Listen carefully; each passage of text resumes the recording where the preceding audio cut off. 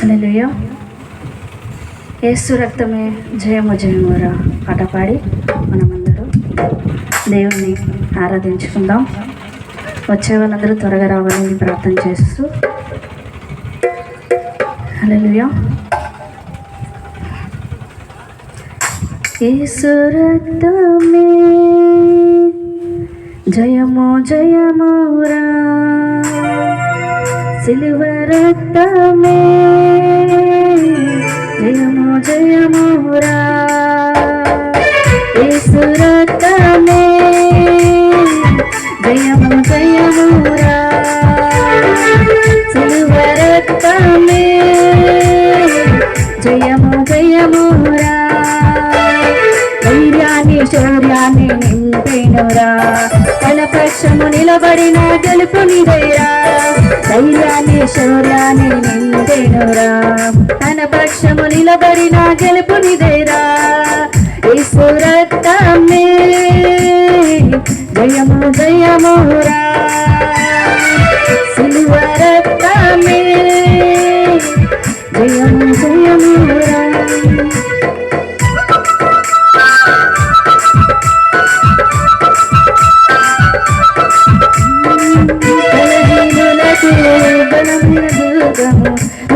యేసు రక్తము వ్యాధి బాధలకు విడుదల కలిగించును, స్వస్థత యేసు రక్తము, బలహీనులకు బలమైన దుర్గము, ముక్తి యేసు రక్తము, వ్యాధి బాధలకు విడుదల కలిగించును, స్వస్థత యేసు రక్తము, శాంతికి స్థావరం యేసు రక్తము, నీతికి కవచము పరిశుద్ధుని రక్తం, శాంతికి స్థావరం యేసు రక్తం, నీతికి కవచము పరిశుద్ధుని రక్తం, మృత్యునే గెలిచే రక్తము, పాతాళం రక్తము, నరకాన్ని బంధించిన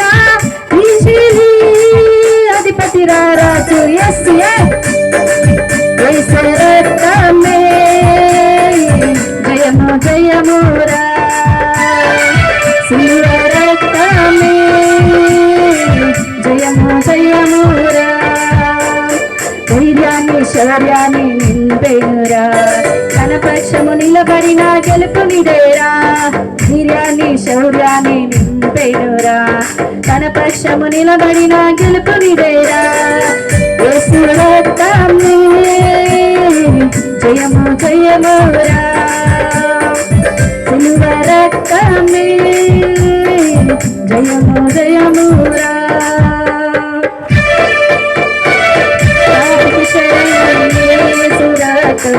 రక్షణ ప్రకారము అపవిత్రాత్మను పారదోలును, ఖడ్గము యేసు రక్తము, పాపికి శరణం యేసు రక్తము, రక్షణ ప్రకారము అపవిత్రాత్మను పారదోలును, ఖడ్గము యేసు రక్తము, శత్రువు నిలువడు విరోధి ఎవ్వడు, ఏ ఆయుధము నీపై వర్తిల్లదు, శత్రువు నిలువడు విరోధి ఎవ్వడు, ఏ ఆయుధము నీపై వర్తిల్లదు, సాతాన్ని నలగొట్టిన వార్తలని చుట్టగొట్టిన కదమ సింహమై మెగారుడిగా రాజు యేసు రక్తమే జయము జయమురా, సిలువ రక్తమే జయము జయమురా, చెప్పండి యేసు రక్తమే జయము జయమురా, సిలువ రక్తమే జయము జయమురా, ధైర్యాన్ని శౌర్యాన్ని నింపెనురా, తన పక్షము నిలబడిన గెలుపునిదేరా, ధైర్యాన్ని నింపెనురా, తన పక్షము నిలబడిన గెలుపుని వేరా యేసు రక్తమే జయము జయమురా సిలువ రక్తమే జయము జయమురా యేసు రక్తమే జయము జయమురా సిలువ రక్తమే జయము జయమురా ధైర్యాన్ని శౌర్యాన్ని నింపెనురా తన పక్షము నిలబడిన గెలుపునిదేరా ధైర్యాన్ని శౌర్యాన్ని నింపెనురా తన పక్షము నిలబడిన గెలుపునిదేరా యేసు రక్తమే జయము జయమురా సిలువ రక్తమే జయము జయమురా యేసు రక్తమే జయము జయమురా సిలువ రక్తమే జయము జయమురా హల్లెలూయా హల్లెలూయా దేవుని నామానికి మహిమ కలుగును గాక ఆమేన్ హల్లెలూయా దయచేసి వచ్చేటటువంటి వాళ్ళు మీ కేటాయించిన సీట్లలో కూర్చొని విడువగా నా ధైర్యము నీవేగా నీవే నీవే నా జయ గీతము నీవే నీవే నా స్తుతి గీతము నీవే నీవే నా జయ గీతము నీవే నీవే నా స్తుతి గీతము మధుర స్వరముల గానాలతో వేలాది దూతల గలములతో కొనియాడబడుచున్న నా యేసయ్యా నీకే నా ఆరాధన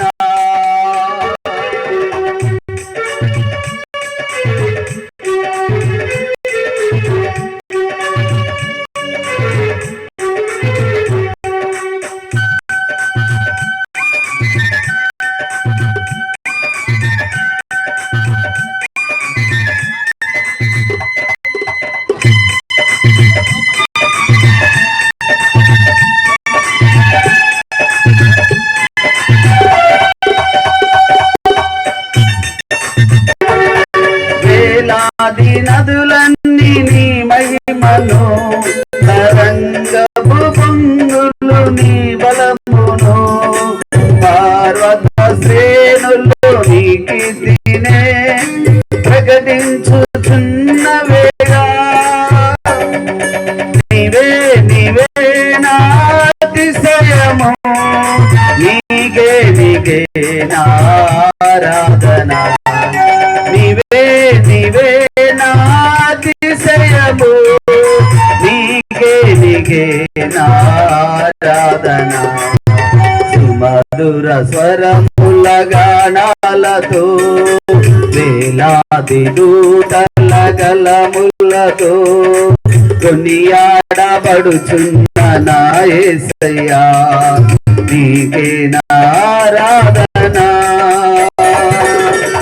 మధుర స్వరముల గానాలతో వేలాది దూతల గలములతో కొనియాడబడుచున్న నా యేసయ్యా నీకే నా ఆరాధన మహిమానందమే నాలో పరవశమే నిన్ను స్తుతించిన ప్రతి క్షణం మహిమానందమే నాలో పరవశమే నిన్ను స్తుతించిన ప్రతి క్షణం మధుర స్వరముల గానాలతో వేలాది దూతల గలములతో కొనియాడబడుచున్న నా యేసయ్యా నీకే నా ఆరాధన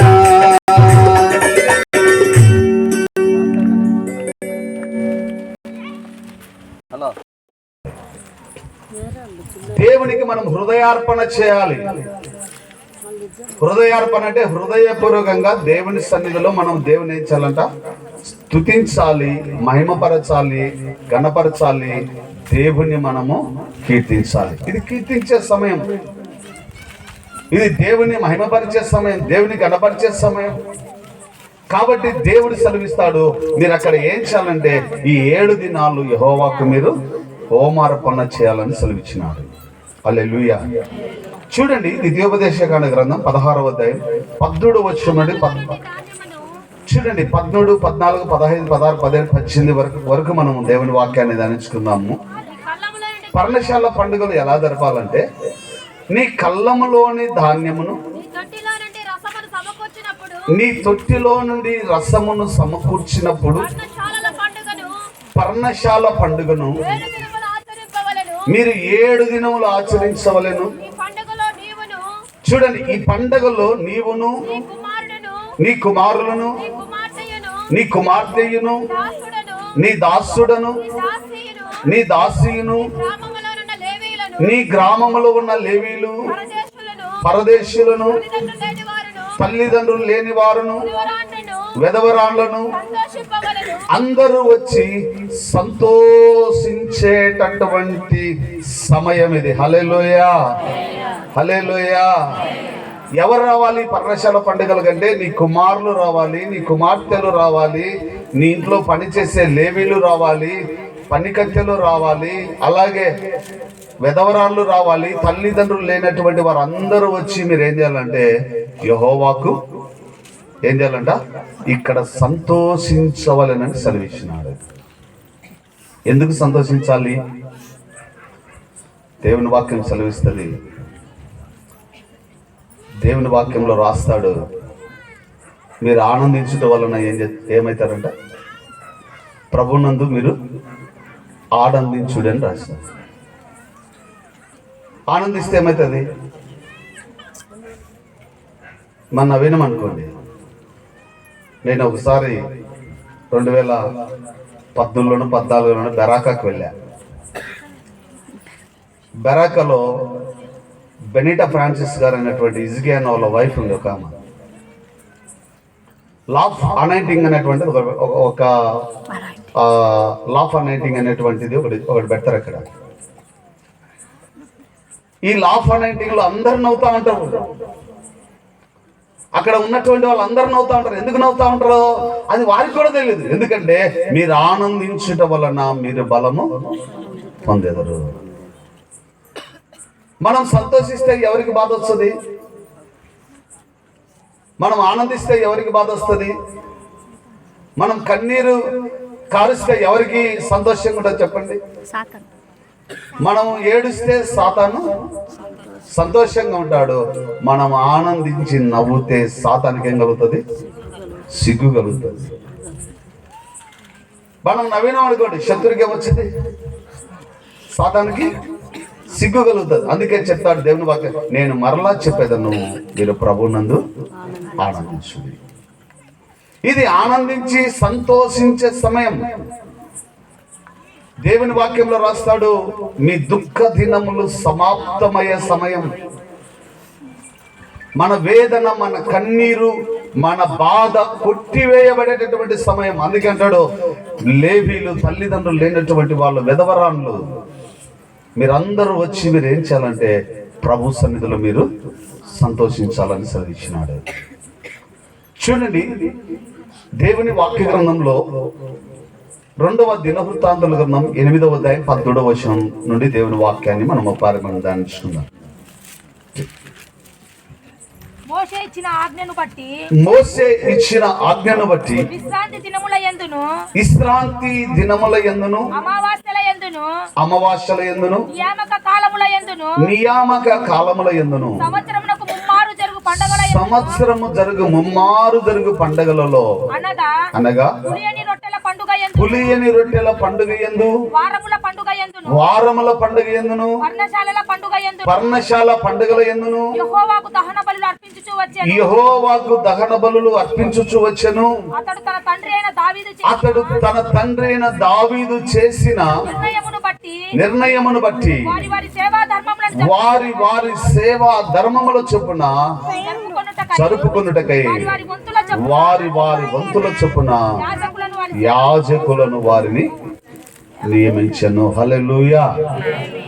చూడండి, దావీదు సొలొమోను వీళ్ళందరూ ఏం చేసేవాళ్ళంటే పర్ణశాల పండుగలు ఆచరించేవాళ్ళు.